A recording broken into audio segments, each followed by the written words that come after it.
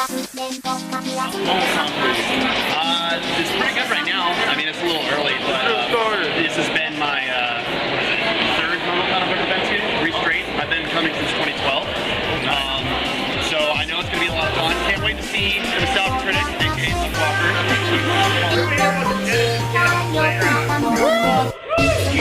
MomoCon for you.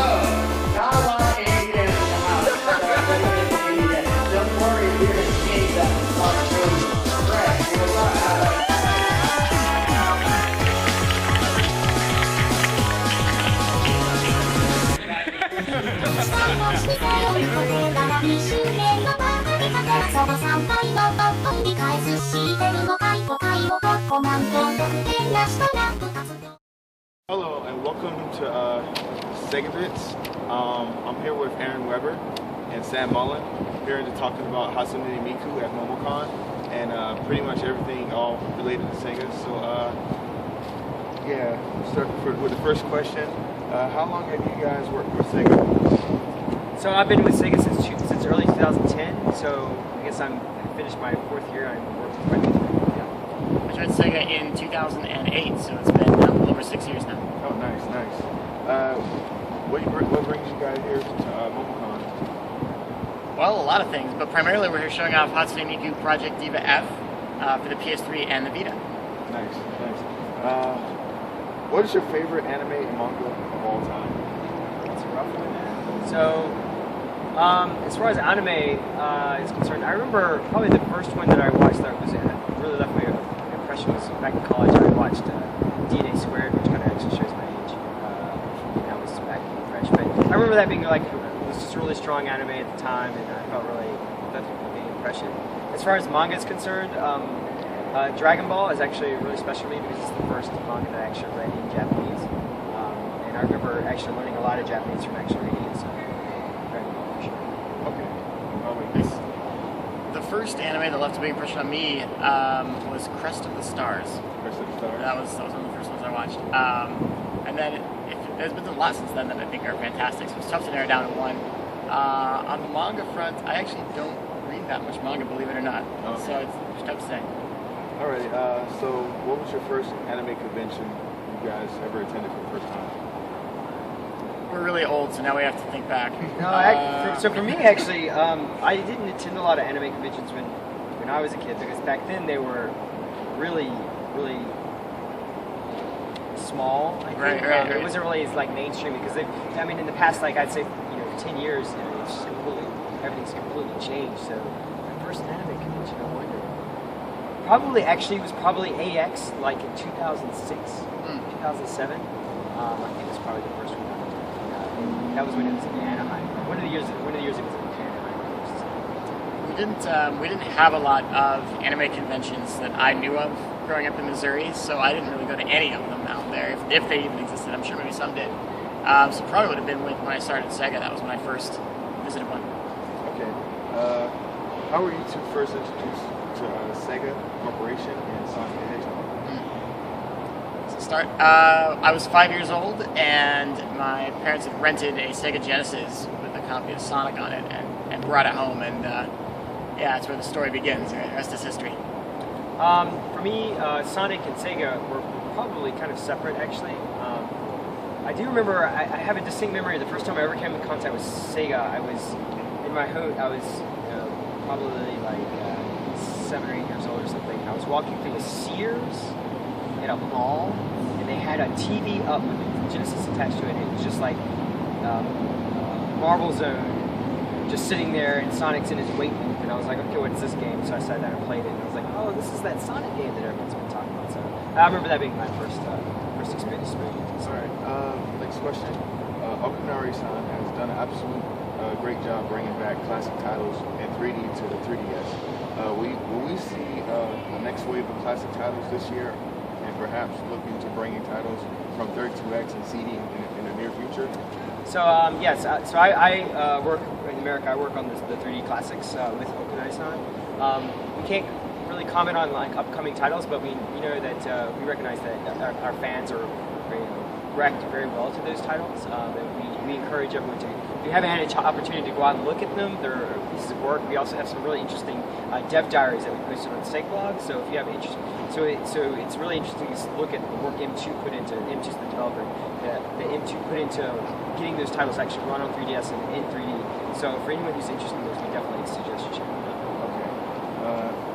Are you two aware of SEGAization, a group of SEGA fans that are dedicated to lend their voices and band together to bring SEGA Japan's successful franchises to the West, such as Gakure Chronicles, Soccer Wars, and Yakuza? What are your words to them as a group? So words to them as a group. I mean, on one hand, it's obviously kind of tricky because it's a case where there's many things that we can and can't say, but the thing that I think we can say that is always supportive is that it's really great to see when groups of fans come together and try to unite around something, right? Yes. Right, to try and prove that there's passion, to try and show that there's stuff. I mean, in many ways, the reason that the Hatsune Miku Project Diva F came over to the States was because the fans rallied around that Facebook image that we posted and shared. So I think the best thing that we can say is that it's really cool to see fans coming together and uniting that passion, and it's always very refreshing from our perspective to see that. So kudos to them. Okay. How would you two feel if the next All-Star title was a fighting game? What will be your ideal game? So if the next All-Star was a fighting game, what would be our It's like a hypothetical in the universe where there was a All-Stars fighting game. Okay. If there was ever a SEGA All-Stars fighting game, I'd play as Echo. Alex Kidd. Alex Kidd? Yeah, good choice. But you are asking us hypothetical stuff, so we're just going to go crazy with hypothetical answers. Okay. Funny question. Yeah. Have you guys seen the House of the Dead movie? I've never actually watched it from beginning to end. I don't think I've ever seen this. Okay, good. That's good. It's good, it's good, he says. Okay, correct answer, all right. Okay.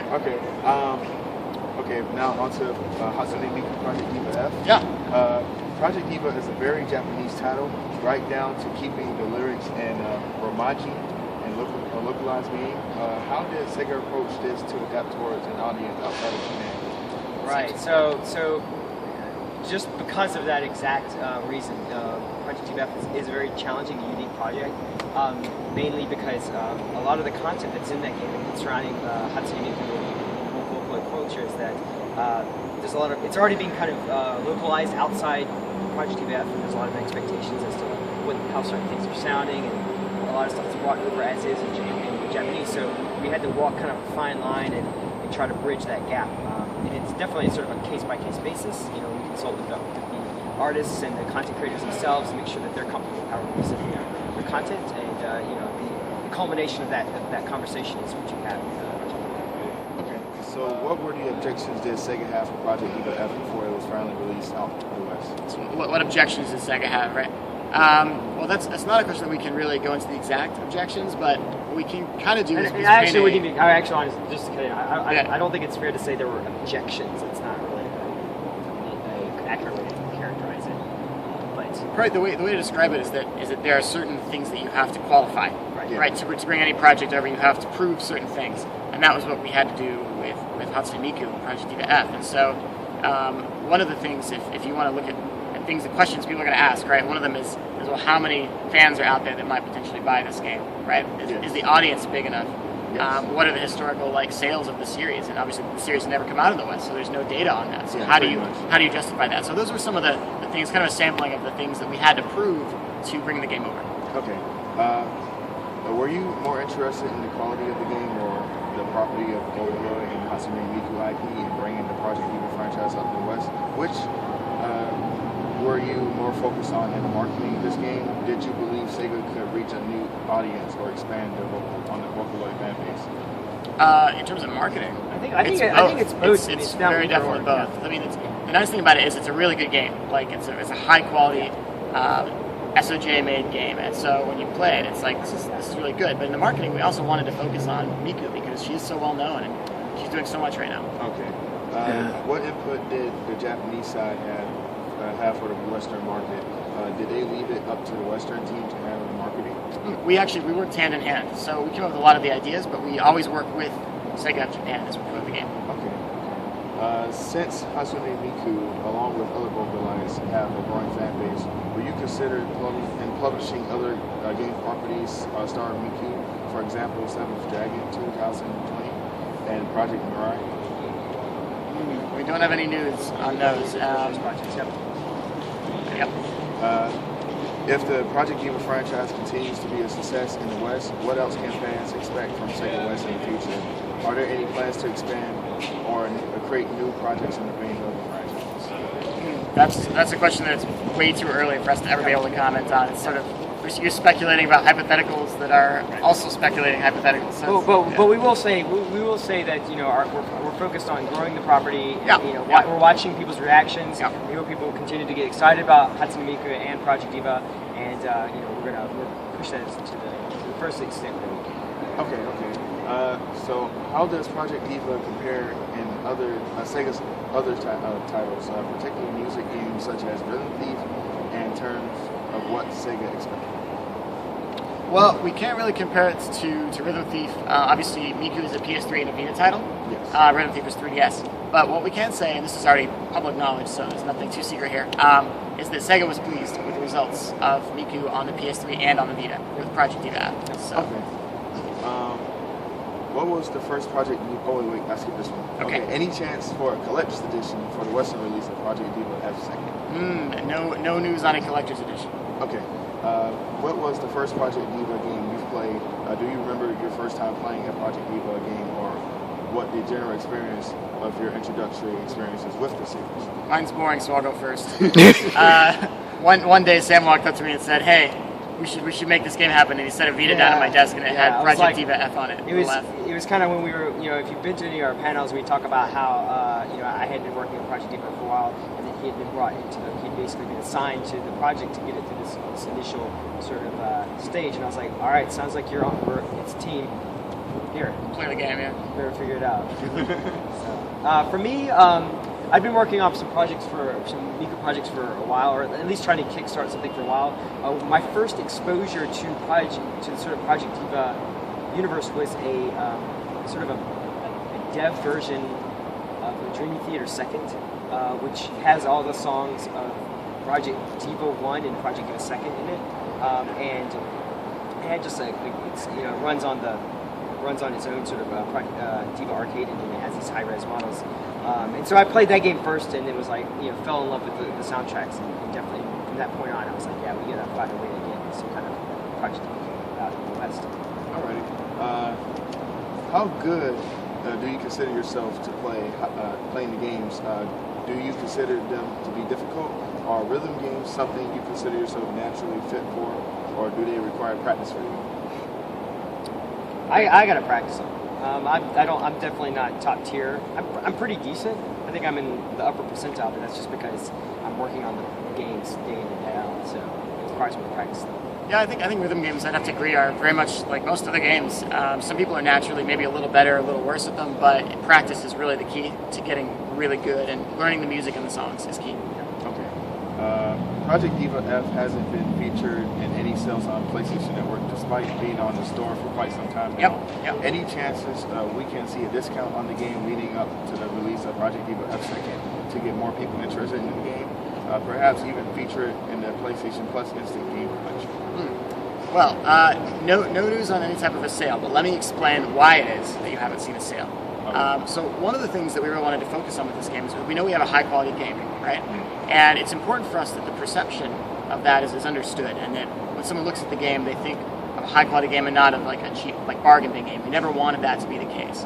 And there's a lot of conditioning I think that happens with consumers where very often with other titles or series, the game will come out and very quickly it will be on sale, 50% off, 80% off, right? And Steam in particular is one of the biggest reasons for this, where they do those annual sales and you just wait for those games to go on sale, right? So you as a consumer are conditioned to wait until the sale comes up. But we didn't want that for Miku, right? We didn't want people to not buy it and then wait and then, 6 months later I'll get it for half off. We never wanted that to be the case. We wanted to kind of thank the people that got out there early. And so that's the reason you haven't seen any discounts. You're not going to see any like notable discounts in the near future. In the far term, who knows? We'll kind of see what happens, but that's our strategy. Okay, alrighty. Are there any plans to bring Hatsune Miku Project Mirai 2 overseas? Project Mirai. News on Mirai. No We know news on people. Mirai. We know people understand that people are asking for it, and we also know that it's a difficult to import game because the US is region locked. Currently, Okay.